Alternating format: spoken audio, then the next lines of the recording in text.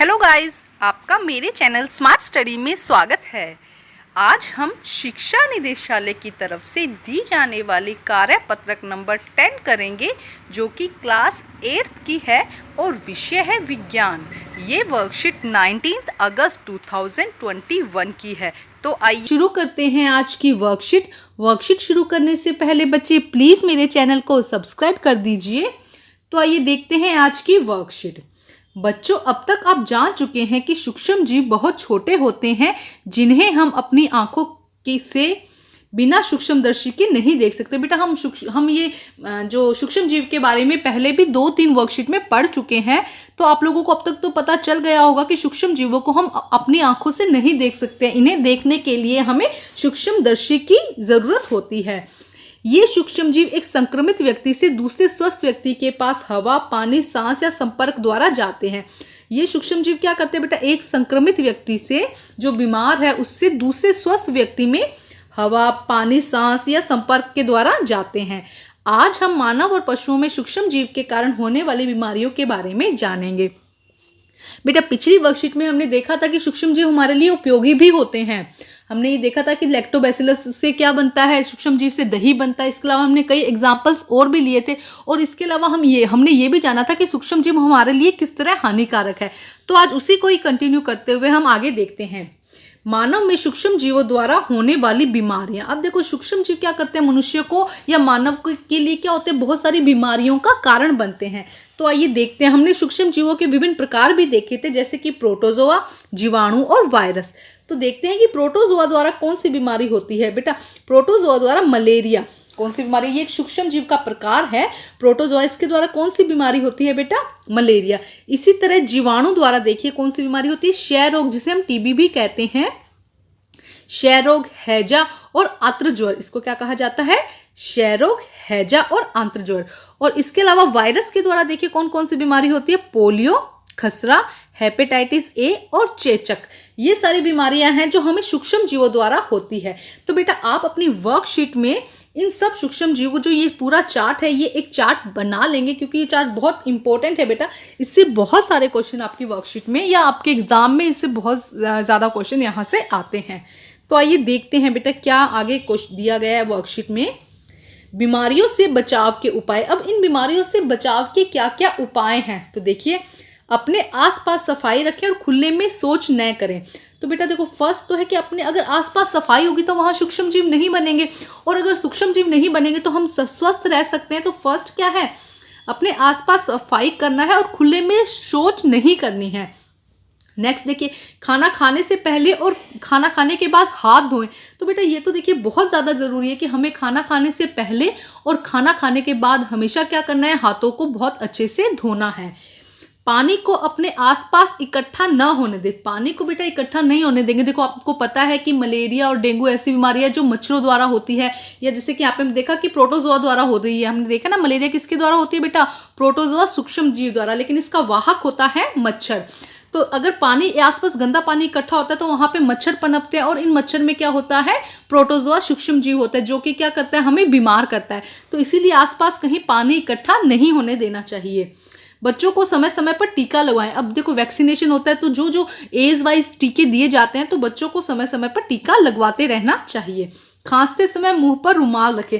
अगर आपको खांसी आ रही है तो आपको हमेशा अपने मुंह पर रुमाल रखना चाहिए। देखते हैं आगे, देखिए क्या दिया गया है। एंथ्रेक्स एक खतरनाक मानव और मवेशी रोग है। देखो, जो एंथ्रेक्स है वो एक मानव और मवेशी मतलब पशुओं में भी होने वाला रोग है, जो बैसिलस एंथ्रेसिस नामक जीवाणु के कारण होता है। ये यहाँ पे याद करिए, ये इंपॉर्टेंट है बेटा। एंथ्रेक्स एक ऐसी बीमारी है जो क्या होती है? मानव और मवेशी दोनों में होती है, जो बैसिलस एंथ्रेसिस नामक जीवाणु द्वारा होती है। इसकी खोज सबसे पहले रॉबर्ट कोच ने की थी। इसकी खोज किसने की थी? सबसे पहले रॉबर्ट कोच ने की थी। ठीक है स्टूडेंट्स, तो बेटा आज की वर्कशीट हम कर चुके हैं, इसे समझ चुके हैं। अब हम करते हैं बेटा इसके क्वेश्चन आंसर। तो देखिए क्या है क्वेश्चन आंसर बेटा? स्वयं को जांचिए, निम्नलिखित का मिलान करें। तो आइए हम पहले करते हैं मिलान। हमें यहाँ पे सब कुछ समझाया गया है बेटा, तो आइए मिलान करते हैं हम। तो सबसे पहले देखिए क्या है। हाँ जी, बताइए। सबसे पहले जीवाणु। इनमें से जीवाणु कौन सा है बेटा? बिल्कुल देखिए हम करते हैं लैक्टोबैसिलस से क्या होता है बेटा, अभी मैंने आपको बताया था दही का जमना। दही का जमना क्या है, लैक्टोबैसिलस। तो हम यहाँ पे लिख देते हैं नंबर 1। ठीक है, उसके अलावा प्रोटोजोआ, प्रोटोजोआ से क्या हो रहा था, मलेरिया, तो ये हो जाएगा नंबर 2। ठीक है, ये हो जाएगा नंबर 2। अब करते हैं जीवाणु। जीवाणु द्वारा कौन सा रोग होता है, हैजा। हैजा किसके द्वारा होता है बेटा, जीवाणुओं के द्वारा। और नंबर 4 पर है वायरस। वायरस के द्वारा क्या होता है, चेचक। तो ये हो जाएगा नंबर 4 पे। ठीक है स्टूडेंट्स, एक बार फिर समझते हैं लैक्टोबैसिलस से क्या होगा, दही के जमने के लिए कौन सा बैक्टीरिया चाहिए होता है हमें, लैक्टोबैसिलस। मैंने बहुत सारे बच्चों से ये क्वेश्चन किया था कि दही में जमने वाले बैक्टीरिया का नाम बताइए, तो बहुत बच्चों ने इसका कमेंट करके मुझे आंसर दिया और लगभग सभी बच्चों का ये आंसर सही था कि दही में जमने के लिए कौन सा बैक्टीरिया यूज किया जाता है, लैक्टोबैसिलस। जिस भी बच्चे ने आंसर किया था इसका, उन सब बच्चों के लिए गुड, बहुत अच्छे बेटे, आप ऐसे ही मेहनत करते रहिए। नेक्स्ट देखिए, प्रोटोजोआ से कौन सा रोग होता है बेटा, मलेरिया का कारक है। प्रोटोजोआ क्या है, मलेरिया का कारक है।